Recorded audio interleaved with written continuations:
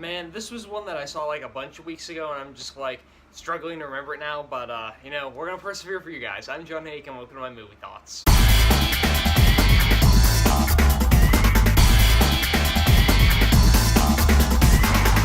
Venom. So, this movie centers on the anti-hero known as Venom. He's also Eddie Brock. He's played by Tom Hardy in this movie.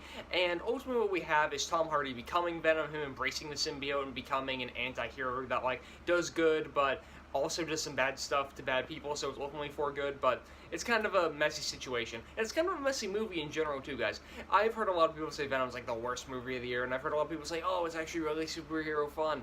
And I think that it's fun in some ways, but it ultimately just comes across as like really stupid because the dialogue in this movie is not fantastic at all. Eddie Brock, played by Tom Hardy, is like, he's okay. I'm like, alright, he's kind of this down as luck guy. I want to see him, like, get a break and everything.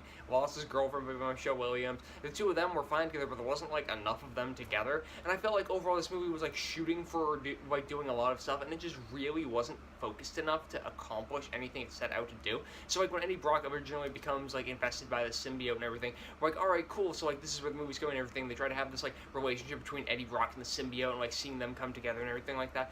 But I didn't really buy their relationship, so when that's trying to be the central thing that the movie is about, and I don't really buy into that, we encounter a little bit of a problem in the movie. Again, the dialogue between the two of them is dopey. A lot of the action sequences are fine. You see things blow up and stuff, and I'm like, alright, cool. But since Eddie Brock's a character is somebody that I'm, like, kind of on board with, but his relationship with the symbiote that is driving the movie is not something I'm on board with.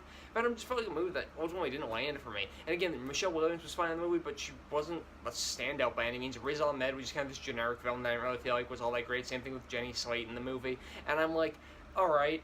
So in an age where we have movies like Avengers Infinity War and X-Men Days of Future Past and Logan and Black Panther and all these great superhero movies coming out, what sets Venom apart? And the answer is nothing. This feels like a movie that should have come out around the time that Spider-Man 3 came out, or maybe the time Amazing Spider-Man came out, like the time before we got Captain America the Winter Soldier and all of these amazing movies that really showed superhero movies are about more than just superheroes doing stuff. Venom feels like it isn't really about anything. It just feels like it's about an anti-hero who's kind of going through the motions and doing his thing, and when there's nothing special about that, I don't recommend you guys go see that. So guys, Venom might still be in theaters near you. It's probably not at this point. Hopefully you didn't go out and see it. And if it is still in a theater near you, hopefully you take my words for granted and see something else this weekend.